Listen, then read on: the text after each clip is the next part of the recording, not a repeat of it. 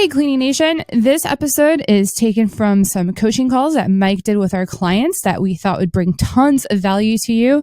We hope you enjoy. And now on to the show. Hit us with a celebration, lady. My celebration is I got invited to a referral group. I went there yesterday morning and really cool group. I kind of recommend it for anyone to look for that in their community. They only allow one person from each industry into their group, and then we refer each other to our customers. Having done many a late tip or Toastmaster, or not Toastmasters, but there's a ton of those. Yeah, BNI. Thank you. That's what I was thinking of. They can be good. Here's the caveat. So there's two things that can make them not good. One, we get excited and jump in for the first week or 2 or 3 or month, and then we get 0 leads, or we get a lead or 2 and lose interest, and then we go away, and then obviously they're not super effective. 2, they're not our perfect prospects. That's the big thing. Like the chamber is a perfect example of like, it's just a bunch, like even for on the commercials, like, so the residential, maybe, I mean, it's just, you want to make sure they're chock full of your perfect prospects. So that's why I like going by neighborhood, because we have zoning laws, and typically there's not like a strip club next to $1 million house, next to a trailer park, next to a pot store, next to a school. Like all the $1 million houses are right there. So it's super easy to do that. And you're like, I could throw a rock, and if I hit a house, that people of that house are probably a good prospect. But we go to BNI, it's young guys, it's old guys. And again, for residential, 90% of our clients are going to be women, or at least the decision makers. I'm not saying men don't live in the house, but they typically don't care about living in their own filth. Sorry, fellas. It's the women. They're like, I'm not living like this. So the men are like, I just want you to be happy, baby.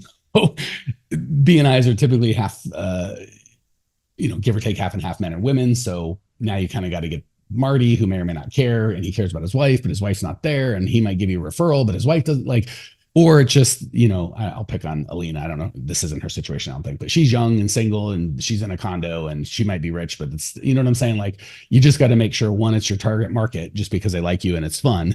If you like just having fun, like, it's always good to make friends and know people. But if you're like, this is how I'm going to grow my business, it better be chock full of the right people. So even if I went to a BNI and they're like, you're the only person we're going to let in that coaches owners of cleaning companies, it's exclusive. I'm like, great. How many owners of cleaning companies are in this group? Like, well, none, or one.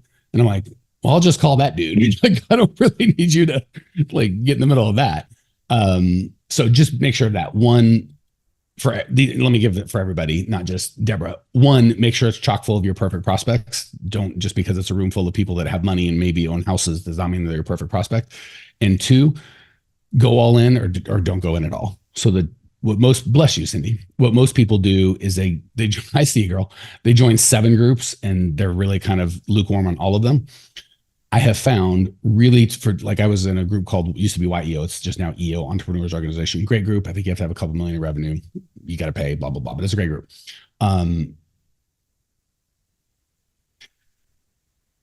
Our local chapter was 150 members, and none of them were my clients. I had a construction company. It's not like I did business with any of them.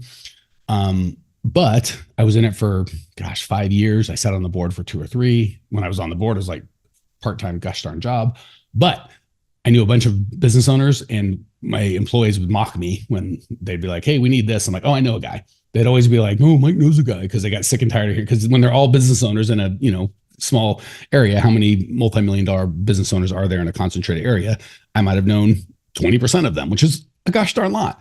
So, but the cost was, especially, I didn't really get as much value until I was on the board. And when I was on the board, it was like a part-time job I was doing for free.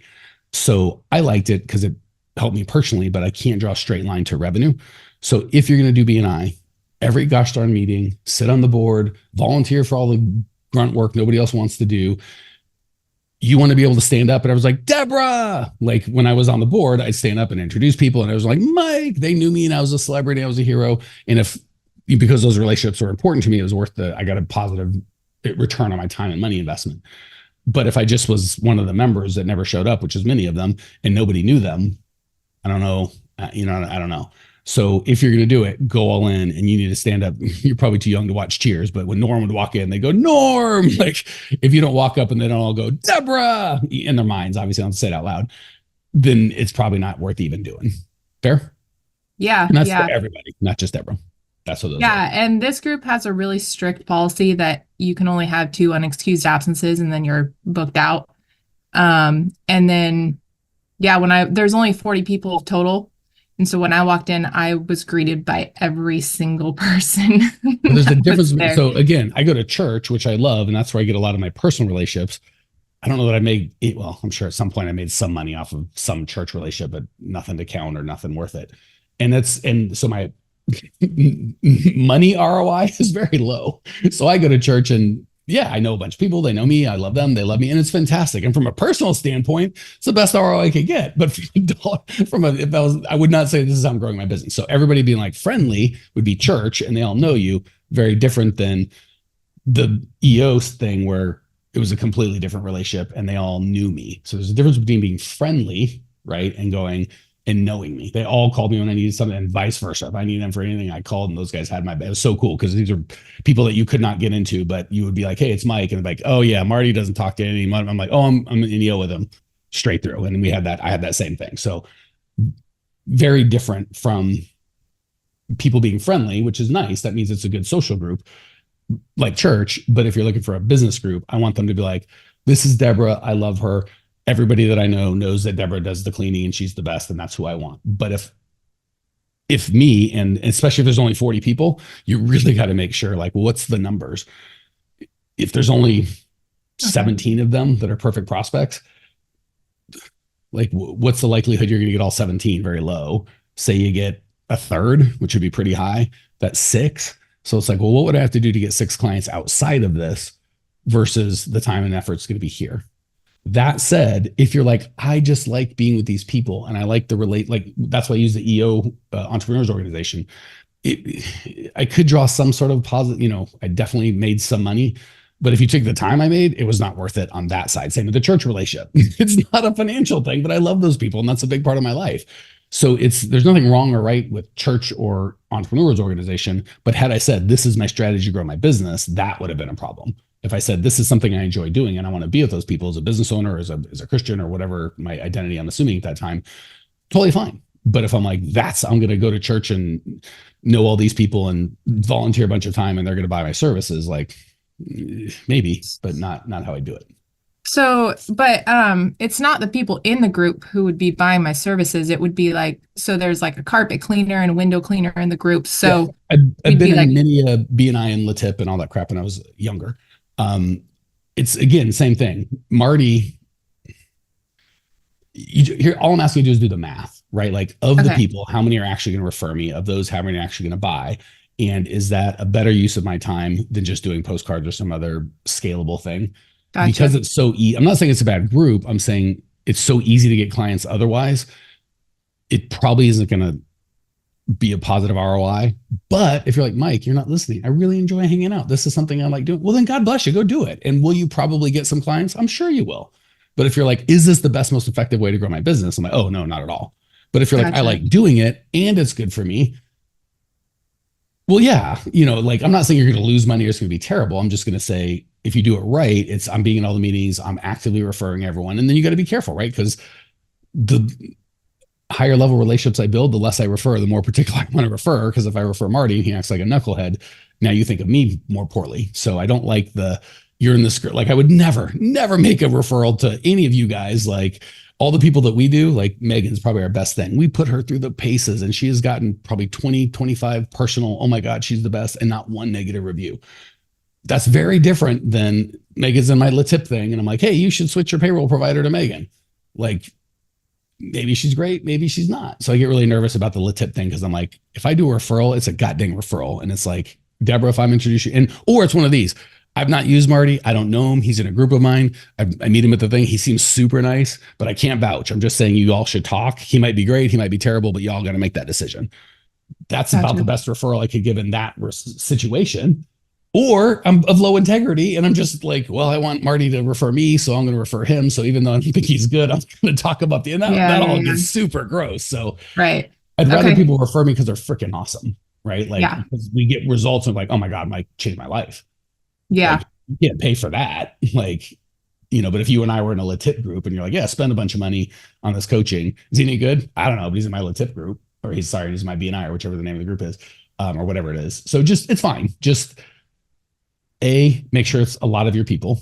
B, be clear on, is this to grow my business or because I like it? And it's so great if you're like, I just like these people, I want to hang out. Like, again, my church ROI is pretty low from a money standpoint, but from a non-money standpoint, it's the highest ROI thing I do.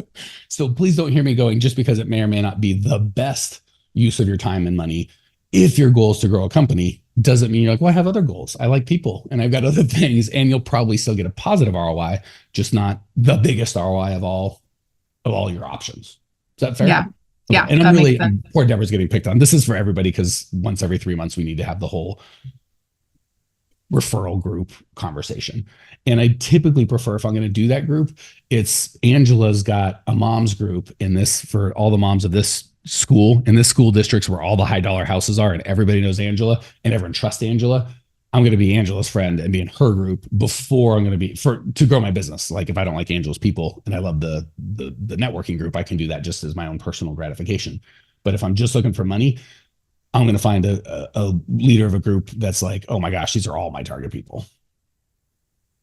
Cool. Marty's either has a question or saying goodbye, I can't tell, or waving hello. Marty's a really man of mystery, frankly.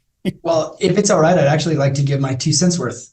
You son of a... Yes, fine. Smart, Marty. Only because you're so dang smart. Well, definitely not. That's it. I've just tried a lot of stuff that didn't work. So actually, as a local realtor, what I learned from somebody smarter than me was, visit all of those groups. And when you're there, collect all of the business cards and decide for yourself who you actually want to follow up with. Don't bother paying into the group and going every week. Go to like 15 different groups. In fact, you can go on to meetup.com, and it's in real life meetups to just like go hiking or whatever the affinity is, and just collect as many people as you want to collect. But like Mike's saying, I love his idea, which is like, go to these groups, collect those business cards, but decide on 1 or 2 that seem like they are the chattiest, most connected people, and like work through them for referrals. But don't bother continuing to go back all of the time unless you love it. Usually the ROI isn't that great.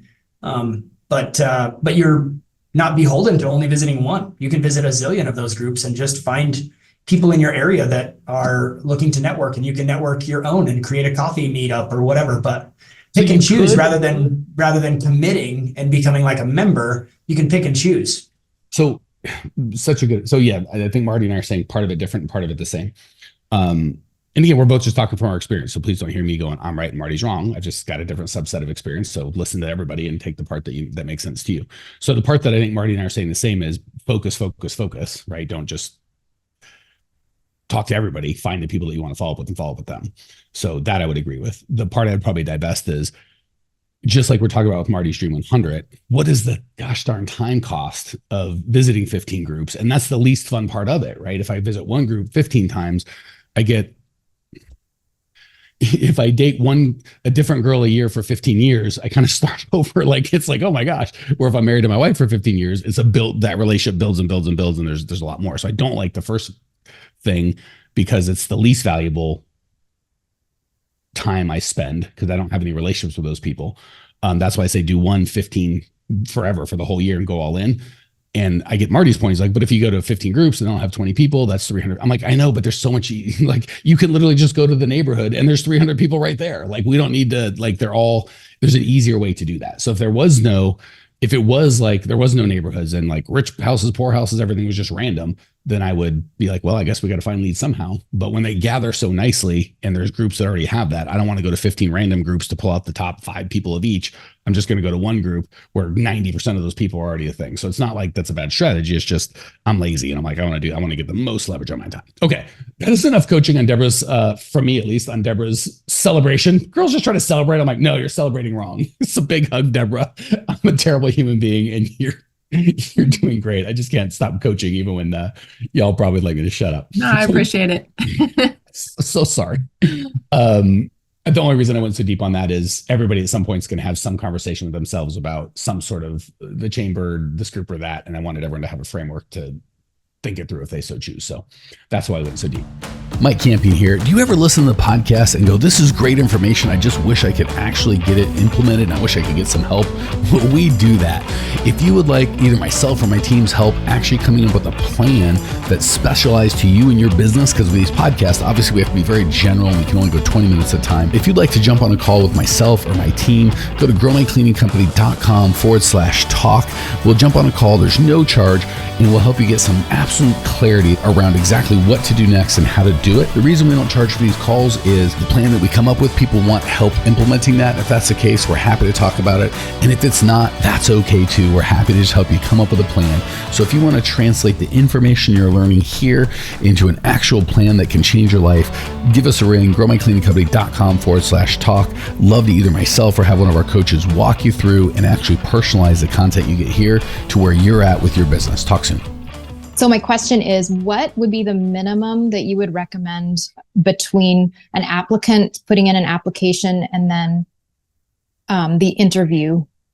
Did that make sense? I wasn't sure how to frame it.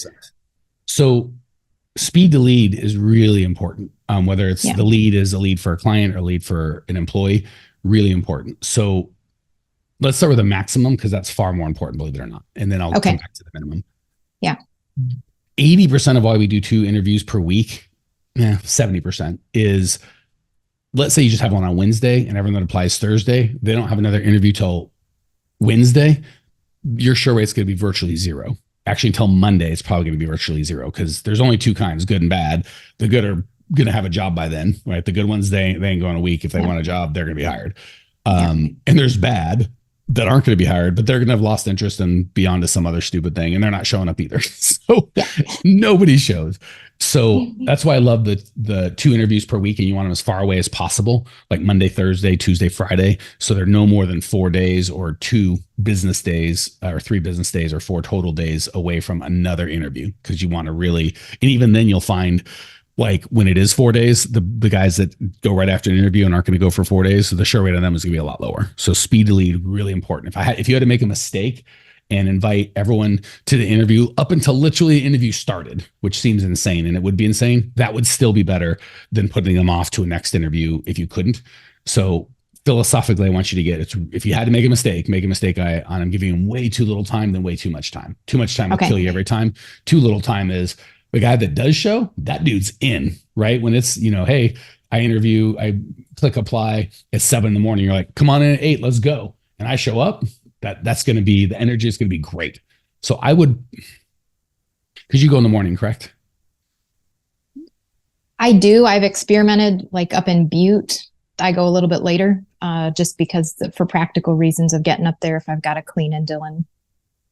I would have, if you have team members in Butte, I would have it earlier and I'd have them run it. Okay. Because not a huge deal, but if you start at 8 or 9, I just love having the thing at 8 or 9. Same with you commercial folks. I'd start it at 5:30. Like whenever you're going to start your shift, let's go. Okay. So let me think this through logistically. I'm actually literally starting from an hour before, 2 hours before. Like it would be that thin. Okay, that's perfect. So that was kind of my question. So all the people that apply today, I can invite them to an interview tomorrow morning. Oh my gosh, those are your hottest prospects. 1,000%. 1,000%. Okay. And then what about, is it okay to do an interview on Saturday, or would that be something you wouldn't do? First of all, anything legal, ethical, moral, the right answer is to test. So I can have opinions based on a very educated guess, but I'm wrong all the time. So the right answer is always to test it, as long as you're not hurting someone. That said, you only work Monday through Friday. I personally wouldn't do one on Saturday. I just feel like, who's going to show up? You could test it. I'm not saying like there's anything wrong with it. I think it would end poorly, or not poorly. Okay. I think you test it, be like, yep, well, tested Saturdays, that didn't work, but I've been wrong before and I'll be wrong again. Yeah. Okay. That's perfect. That answers some questions. Thanks very much. Cool. And keep in mind, the good ones that are really, and if you write a good hiring ad that's super core values based, the good ones will figure out how to apply again. Yes. Which is good. You're right. And I don't tell them, they email me, and I don't go any of that. Like I leave them all to their own. And when they figure out, well, I did this and I'm going to do this and I'm going to come, I don't be like, oh, you circumvented my system. Like, nicely done. You're interested. Let's go. I told you what system to do and you found a way to make it work in your life. I think that's a double thumbs up. The funny thing is 100%. So we're talking data here. Anytime somebody's like circumvented the system, contacted me on Facebook, contacted me over the phone, that person has never worked out ever. Like, oh, I saw your Indeed. So I'm like, okay, so that's a lesson learned. Yeah, because they're definitely raising their hand going, I know you've got a way that you want this done. I have thoughts and we're going to do it my way, which I would call it a yellow flag, maybe a red flag, not like an instant don't. I would have never guessed 100% fail rate, but I would have guessed 70. So yeah. With me, it's been 100%. So, and I would ignore them, right? Like, and if they still figure out a way to make it in, God bless. But it's almost like you're like, I tell my employees to stop calling me and they keep calling me. I'm like, what happens? Well, I pick up the phone and well, there's the problem. You picked up the phone. So when they circumvent, you just ignore them. And I literally would do, like, people are like, what do I do if someone calls or email? I'm like, nothing. I do nothing. The instructions are clear. They will follow them or they won't. I don't even, I'd set it up so I don't even see those things. My scheduler would see it and it would never even get to me. Cool. You are such a delight, Jessica. I know it's not your nature. You should talk more and ask more questions. You contribute more to the group than I think you understand you contribute. Thanks for your help. Any other way I can serve your girlfriend? No, that does it. Thanks so much for your help. Hey, Cleaning Nation, if you dug the content you just got, we don't do any ads and I don't sell anything on this podcast, but if you would just subscribe, rate, and review, it would be huge and I'd be so appreciative. Not only is it going to help me, but you'll help other owners of cleaning companies across the world work less, make more, and get profitable. So if you appreciate the value we give, again, subscribe, rate, and review. It would mean the world to me. I'd really appreciate it. And we sure appreciate your time and attention.